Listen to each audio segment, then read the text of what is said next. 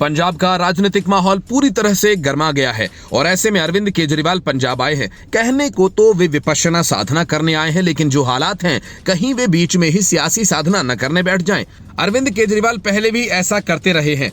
वे जब चुनाव जीत जाते हैं तब भी, हार जाते हैं तब भी, और जेल जाने की नौबत आती है तब भी। लेकिन चुनाव हारने के बाद उन्हें विपश्यना साधना करने की जरूरत महज 4 महीनों में ही महसूस होने लगी। अगर केजरीवाल कहीं दूसरी जगह जाते तो उन्हें विपश्यना का पूरा लाभ मिलता, मन को असीम शांति मिलती। लेकिन उन्होंने पंजाब को चुना तो उसका कोई दूसरा मकसद भी होगा। हकीकत में वही दूसरा केजरीवाल का असली मकसद है और विपश्यना तो फिर होता रहेगा। इसका अंदाजा तब लगा जब उन्होंने पूरे लाव लश्कर के साथ दबंग स्टाइल में पंजाब में एंट्री मारी।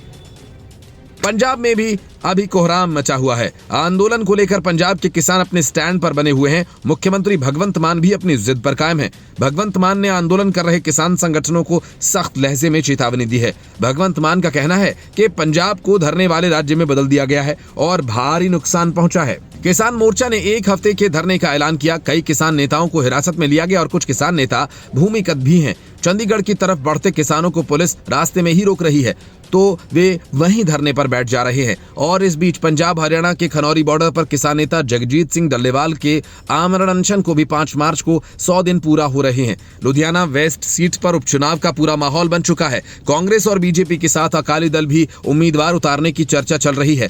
तारीख भले ही आई न हो, लेकिन सबसे पहले आम आदमी पार्टी ने राज्यसभा सांसद संजीव अरोड़ा को अपना उम्मीदवार घोषित कर दिया है। संजीव अरोड़ा के विधानसभा उपचुनाव लड़ने की खबर आते ही उनकी राज्यसभा सीट पर चर्चा शुरू हो गई। कांग्रेस और बीजेपी की तरफ से कहा जाने लगा कि ये दिल्ली चुनाव हार जाने के बाद अरविंद केजरीवाल के राज्यसभा जाने का इंतजाम हो रहा है।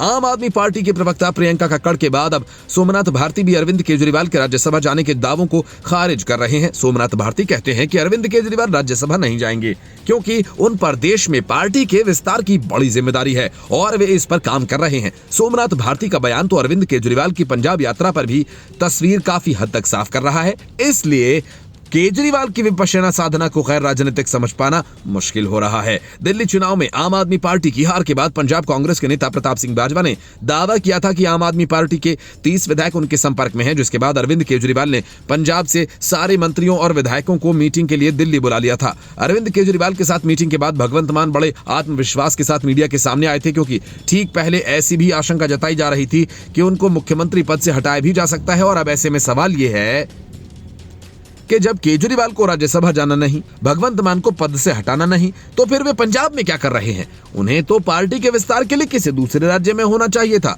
लेकिन केजरीवाल ही नहीं, सिसोदिया भी पंजाब में ही डेरा जमाए हुए बैठे हैं और ऐसे में सवाल तो होंगे ही कि केजरीवाल कौन सी खिचड़ी पका रहे हैं।